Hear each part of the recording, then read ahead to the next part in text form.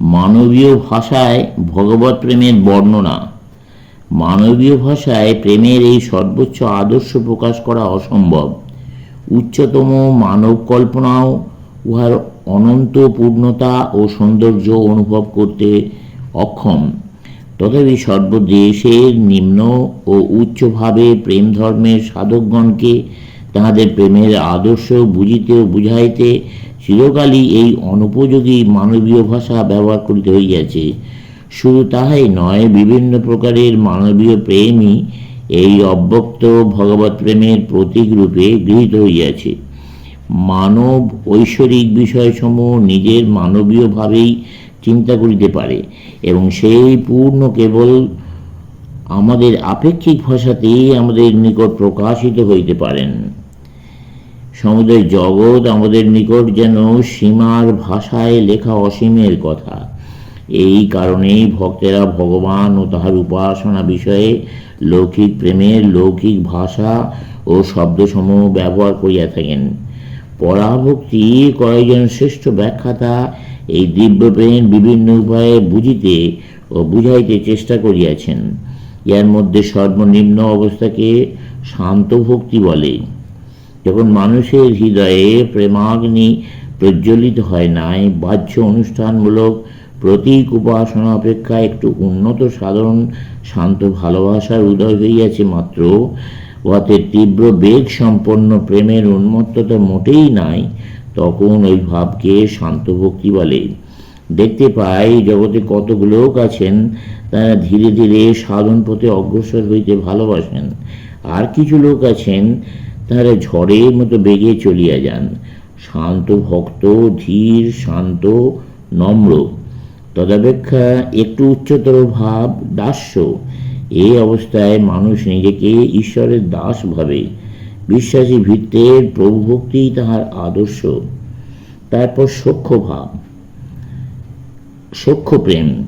এই সখ্য প্রেমের সাধক ভগবানকে বলিয়া থাকেন, তুমি আমার প্রাণের সখা।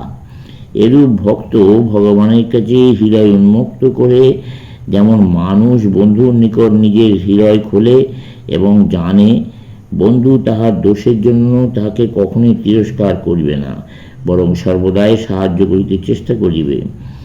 বন্ধুদ্বয়ের মধ্যে যেমন একটা সমান সমান ভাব থাকে, সেইরূপ সখ্য প্রেমের সাধক ও তাহার সখারূপ ভগবানের মধ্যে একটা সমভাবের আদান প্রদান চলিতে থাকে।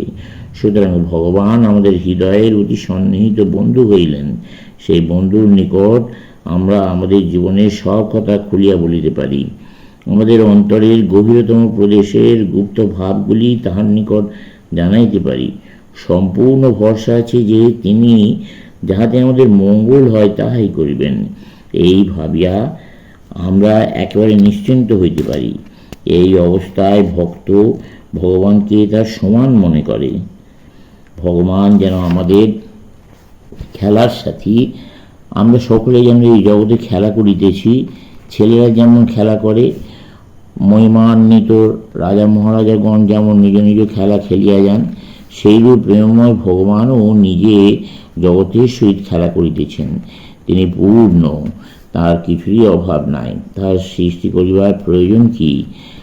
আমরা কার্য করি, তাহার উদ্দেশ্য কোনো অভাব পূরণ।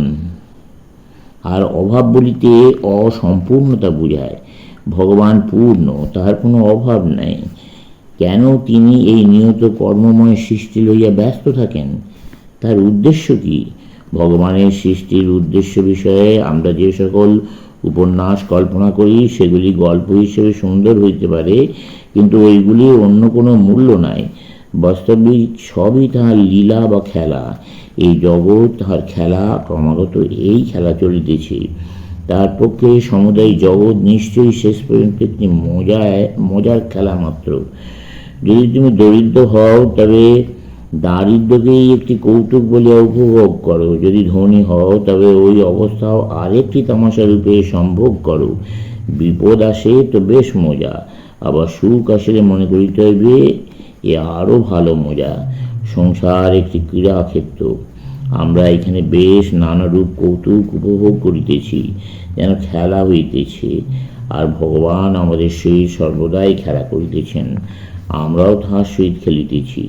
ভগবান আমাদের অনন্তকালের খেলার সাথী, কেমন সুন্দর খেলা খেলিতেছেন। খেলা সাঙ্গ হইলে এক যুগ শেষ হইল, তারপর অল্পাধিক সময়ের জন্য বিশ্রাম, তারপর আবার খেলা আরম্ভ, আবার জগতের সৃষ্টি। যখন ভুলিয়া যাও সবই খেলা, আর তুমিও ওই খেলার সহায়ক, তখনই দুঃখ কষ্ট আসিয়া উপস্থিত হয়, তখনই হৃদয় ভারাক্রান্ত হয়, আর সংসার তোমার উপর প্রচণ্ড শক্তিতে চাপিয়া বসে। কিন্তু যখনই তুমি এই দুদণ্ড জীবনের পরিবর্তনশীল ঘটনাবলিতে সত্য বুদ্ধি ত্যাগ করো, আর যখন সংসারকে লীলাভূমি ও নিজ দিগকে তাহার লীলা সহায়ক বলিয়া মনে করো, তখনই তোমার দুঃখ চলিয়া যাইবে। প্রতি অণুতে তিনি খেলা করিতেছেন। তিনি খেলা করিতে করিতে পৃথিবী, সূর্য, চন্দ্র প্রভৃতি নির্মাণ করিতেছেন। তিনি মনুষ্য হৃদয়, প্রাণী ও উদ্ভিদ সময়ের সহিত খেলা করিতেছেন। আমরা যেন তাহার হাতে দাবাবরের ঘুঁটি এক ছকে বসাইয়া তিনি যেন সেগুলি চালিতেছেন। তিনি আমাদিগকে প্রথমে একদিকে, পরে অপর দিকে সাজাইতেছেন।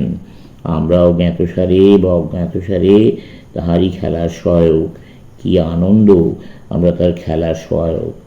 পরবর্তী ভাবকে বাৎসল্য বলে। ওতে ভগবানকে পিতা না ভাবিয়া সন্তান ভাবিতে হয়। এটি কিছু নতুন রকমের বোধ হইতে পারে, কিন্তু উহার উদ্দেশ্য ঈশ্বর সম্বন্ধে আমাদের ধারণা হইতে ঐশ্বর্যের ভাবগুলি দূর করা। ঐশ্বর্য ভাবের সঙ্গে সঙ্গেই ভয় আসে। ভালোবাসায় কিন্তু ভয় থাকা ঠিক নয়।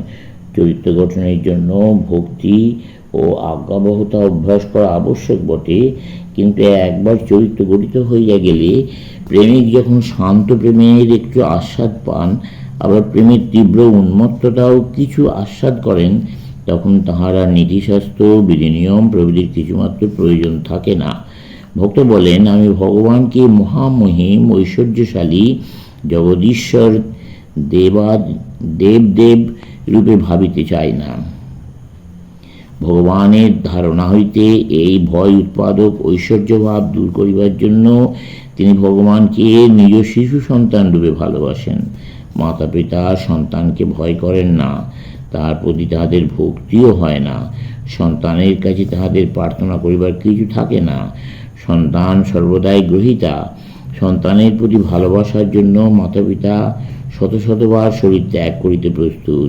তাহাদের একটি সন্তানের জন্য তাহারা সহস্র জীবন উৎসর্গ করিতে প্রস্তুত।